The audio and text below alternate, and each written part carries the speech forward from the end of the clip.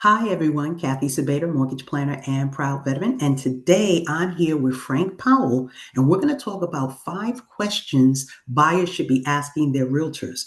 Now, Frank is a buyer agent. He's also a listing agent. But for this particular video, we want buyers to understand the 5 questions they should ask.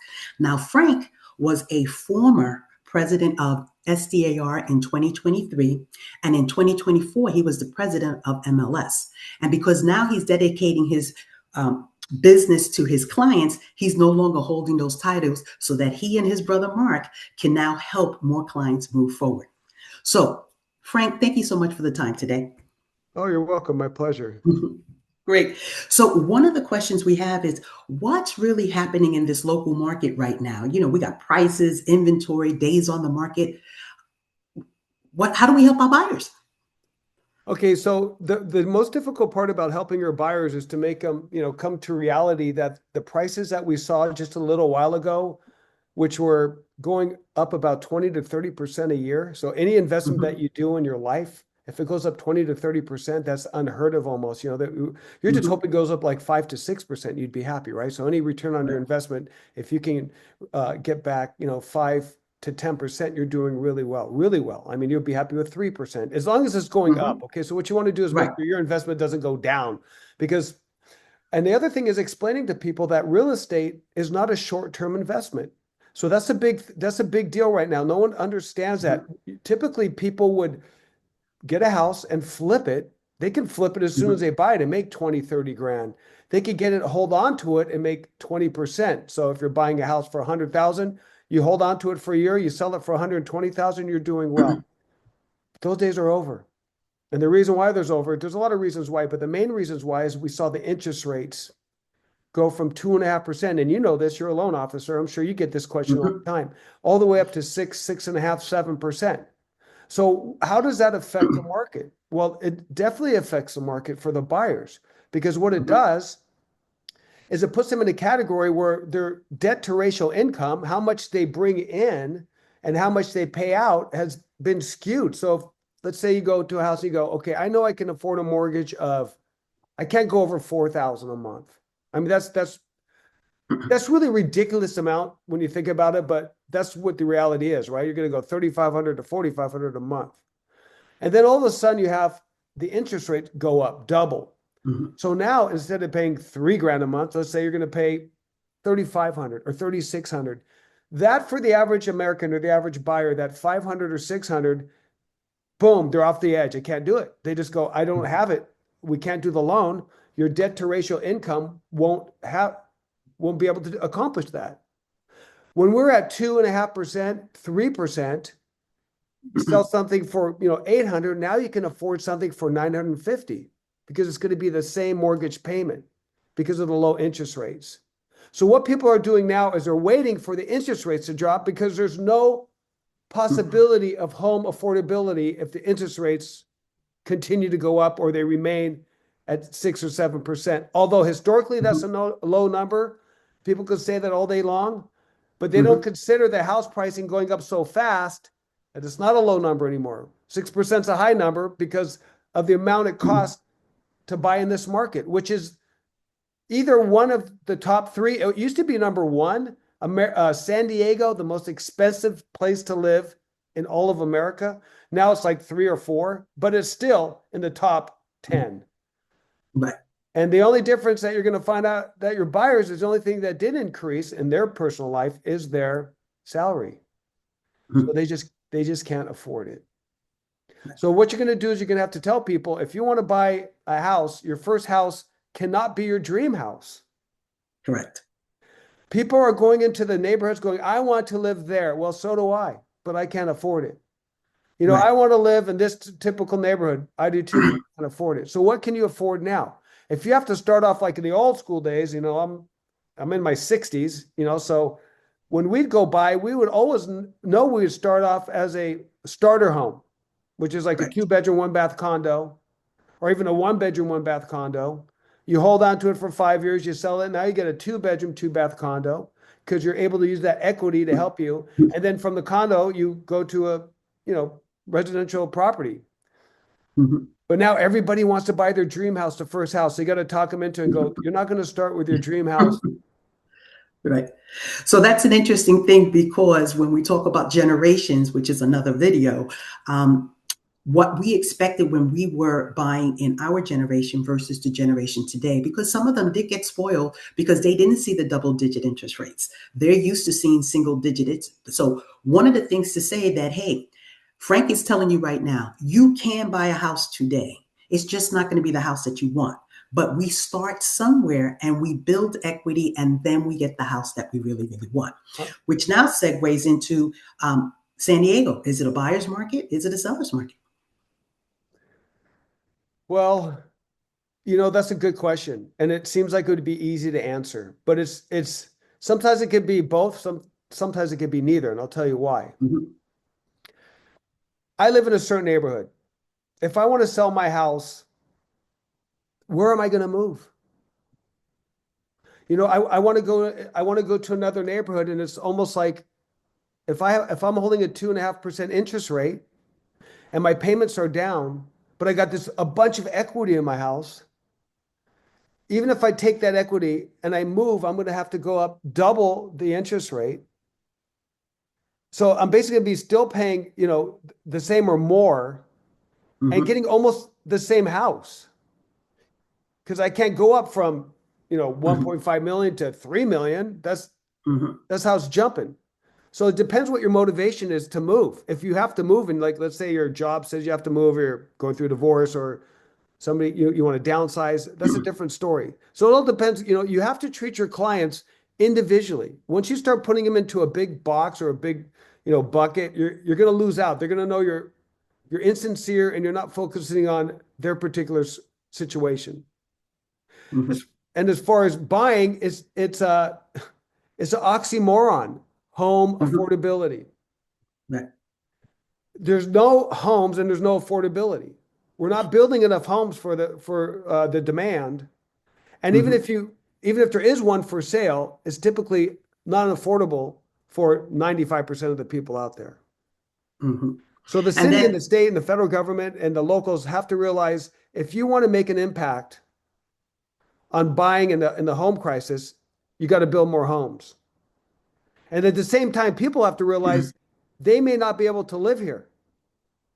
Just like there's certain neighborhoods you can't live in, there's certain areas you can't live in. And you got to realize if I move to another state and buy on the low, like a lot of people are doing, and you hold on to that for 5 years, you'll make more money in another state than you will here because those markets haven't been hit yet. Mhm. So the investment will increase and then you can do what you want with that, move back here. So in summary, a buyer's market or a seller's market most of the time is based on a zip code and the motivation of the seller. And as we're seeing, we have more inventory than we've had before, but a lot of baby boomers or people with a lot of equity, as you have mentioned, Frank, is why should I move or how can I move if I can't even get the kind of house that I already have? But keep in mind, our buyers, there is still hope for you to become a homeowner. We just have to plan it and work strategically to get you what you want. Because at the end of the day, it's all about you making the decision to become a homeowner. And that's what this is all about. Okay. So I'm going to segue now into, we talked about the market. And I know during COVID, we had multiple offers over asking prices, but we're in a different market now. So, what are you seeing in regards to multiple offers for well priced homes? You see a bunch of people, okay, you have to be very careful in today's market because there's a Hmm. lot of people that'll give you what you want or above asking price. And then Hmm. your escrow is going to be a nightmare because they're going to come in with their inspection and they're going to start finding everything that's wrong with your house. And they're going to ask you for all the money that they really want, not really to fix the problems, but to reduce the sale of the house. So be Hmm. aware of that because they're going to come in high and then they're going to bid it down low. What you Got it. want to do is you want to make sure, especially as a buyer, that you have all your ducks in a row. When you're presenting an offer, Hmm. there's certain things that you have to include to make it better than the other offer. And you know this as a loan officer, the highest and best price. And I want these agents to listen to this. The highest price is not always the best, and the best Mhm. price is not always the highest. And I'll give you an example. I got a house that's going for 800,000. I'm getting a VA loan. I'm not putting any money down. It's going to close. And then here comes another person that says, I'll give you a 750, but I'll pay you all cash, no inspection, no appraiser, no contingencies. I'll close in 7 days. The VA loan's 800,000. That's higher. That's the highest offer, but is it the best? Now, what we're saying, and then I want you to also be careful with that, because even though you're going to get that money in 7 days, the VA loans now do close. So if you're just patient for 30 days, you'll make 50 more grand. So don't Mhm. dismiss the loans. These lenders Mhm. want to close. That's how they make a living. The banks Right. need to lend. So don't get scared when you hear FHA loan, VA loan, any loan. Look at the loan officer, see if the person's actually qualified. Even SBA loans, small business administration loan, as long as it's owner occupied, they're putting down a certain amount. If you got a solid deal here, you get that 50 grand more. Right. But the chance you're taking is that when they come for the inspection with a VA loan and they start finding things wrong with your house, you got to fix those problems before they close the loan. The buyer doesn't fix anything. So if there's chip paint around the eaves, you got to fix that. Heater doesn't work, you got to fix that. Roof is leaking, you have to fix that.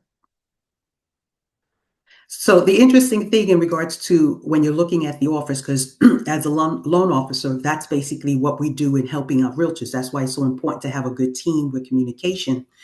In that, when you have to write the offer, is how do you communicate to the realtor? Because I also called the listing agent to help push, right? Because VA, people don't think we can close in 10, 14, 21 days. We can. And Exactly. the other reason for you wanting that is because just because they say it's a cash offer, as you just mentioned, they could potentially have an SBA loan.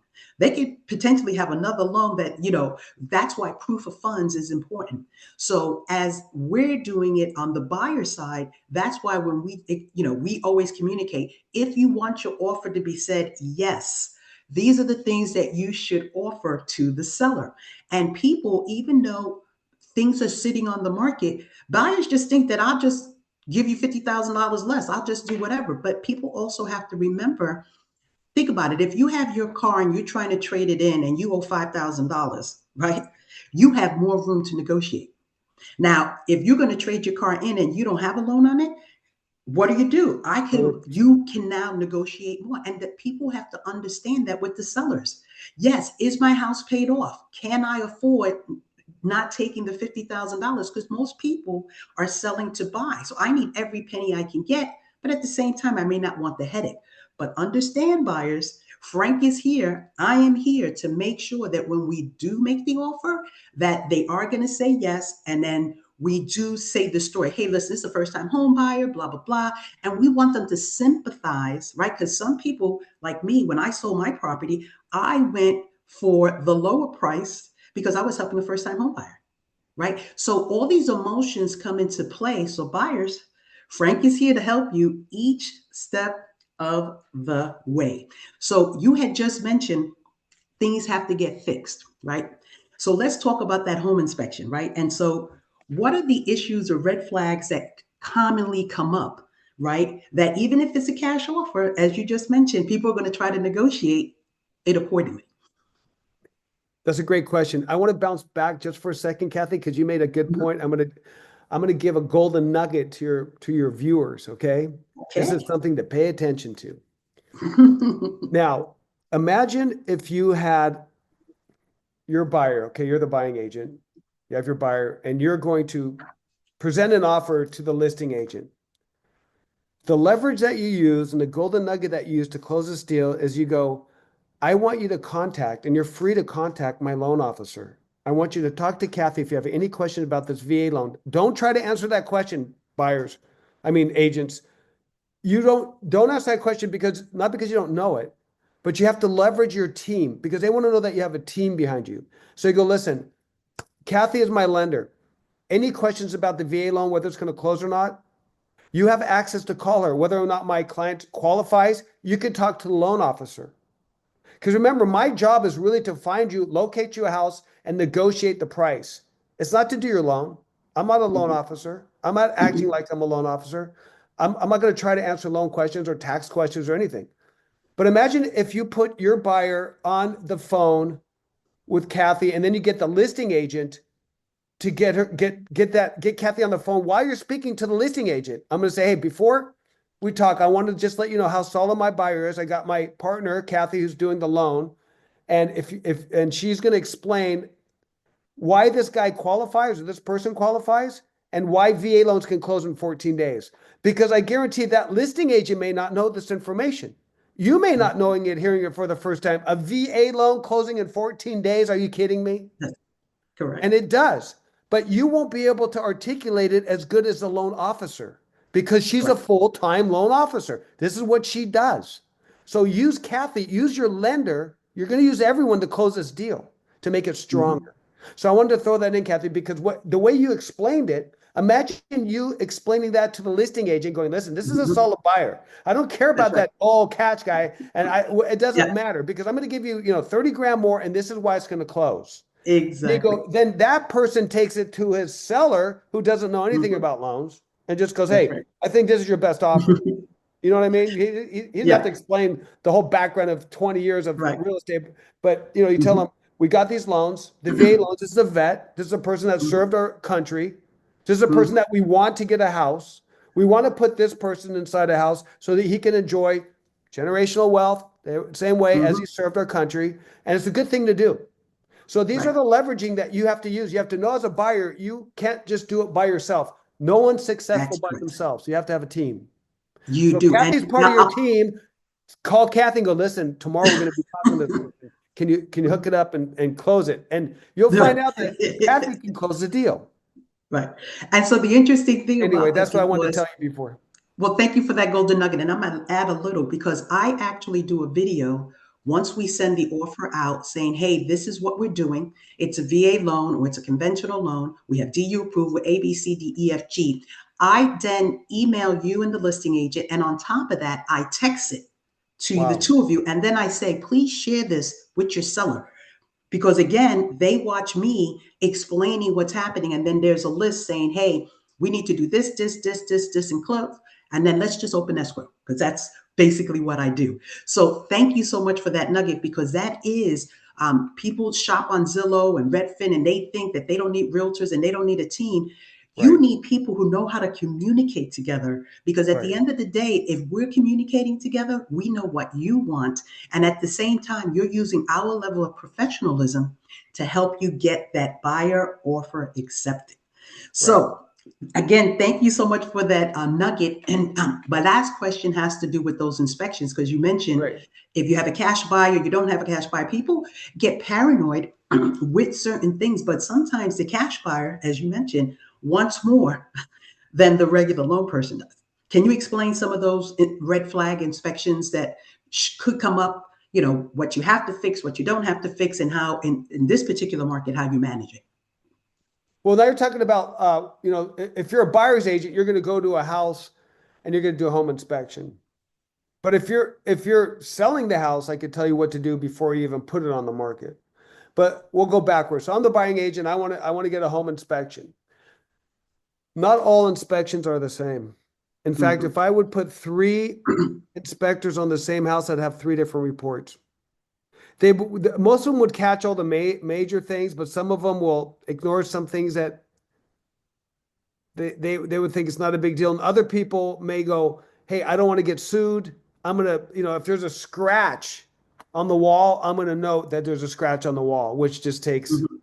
maybe a little bit of paint to cover. But they cover everything because they will also are scared to get sued by not highlighting an issue that may Mhm. come up later and go, how come your inspector didn't find this out?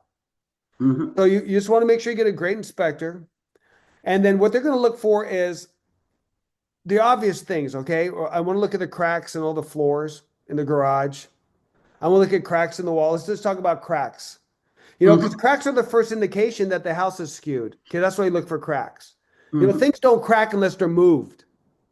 Okay, so just think normally, just think like, okay, why is there a crack from the corner of that window that goes up to the corner of the house? A slight crack in the drywall, but nevertheless a crack. Is it settlement? Could be. Mhm. Is it defect? Could be. Is it somebody put the drywall up incorrectly and taped it wrong? Could be. But Mhm. you want to make sure that you go deeper. So whenever you see something in the general inspection, you could call what's called the specialist. So if you think the roof looks kind of weird, it's kind of dented in, I'm looking at it from the outside, I see a little imprint, I'm not sure, get a roofing contractor. Mhm. If you see the paint is kind of chipping on the side, you're not sure if there's lead-based paint or not, get a painting contractor. Just bring one in. Say, hey, what do you do to fix this? How do I remove all this paint? And what's it going to cost me to fix it? But these are the things you see around the house. I Mhm. want to look at retaining walls. Are they sloping? The drainage. Why is there water over here? It hasn't rained for a while, but there's moisture over here. Mhm. So, just look for things that aren't so obvious when you're just walking through a house, but as an inspector mind, you're going through and you're Mhm. really looking. And that's why you take notes. That's why you have that AVID, Agent's Visual Mhm. Inspection Disclosure. And you just make little notes. Because if you catch something that the other inspector doesn't catch, you could be covered because you go, well, I highlighted it and you had my Mhm. document and you could have done Mhm. whatever you want with this. I showed you what I saw because sometimes Right. I see things that they don't see and they see that I don't see. And a visual inspection is just that. You're not supposed to remove any items from anywhere. You can't like move a big sofa to see if the wall is okay or move a rug and see if there's a stain in the carpet. It's just Mhm. visual. So we're very limited. But that's what they're looking for. They're usually looking for asbestos. So things before like 1978, if you have those acoustic walls, are called, they call them the popcorn ceilings. Many of them have asbestos in them if they're built before, I think it's 1978. I'll have to Google that. You guys do too. But Mhm. you want to maybe get that removed. You know what I mean? And if you do get it removed, make Mhm. sure it's done by a professional team that because it's hazardous material and have to put it not just in the dump and in your trash can. So make sure it's done properly. Or if you see any moisture under the sink, maybe you see some mildew or black stains. It could be mold, could not be mold, but it could be mold. So you want to make sure Mhm. those are checked for mold. If you have a toilet that's not flushing properly all the time, you may want to have it inspected with a fiber optic camera. So these Mhm. are the things you want to look for, but that's what they look for. So they're just looking for something that's not going to be detrimental to their investment. Mhm.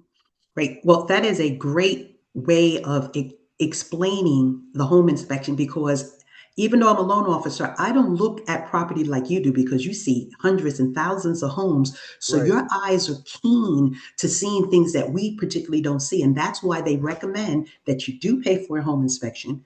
And if there's any other items that need addressing, yes, there's an additional cost, but sometimes it's better to pay now than pay later. But overall, as a buyer, again, Frank is here to help you each step of the way. So those were all the questions right now, because that's five. But we can talk for hours if that be Oh, the we could case. go all So day. absolutely. So basically, what we said is, hey, what's happening in the market? Frank covered the fact that, hey, things are sitting on the market longer. You really need a expert realtor, and Frank's been in the business for over 20 years, so he has some tricks and trades that he may have that others don't have. Okay, and then buyer market, seller market. It all depends on the zip code and the motivation of the individual selling the house, right? And then as far as offers are concerned, you got to listen to your team what you want, what you're going to get just because it's sitting on the market. Again, let the professionals assist you with how to make it. And then Frank gave us a wonderful story on how to help buyers when there's multiple offers when the home has to be listed properly. Because if it's not listed properly, then that's another story.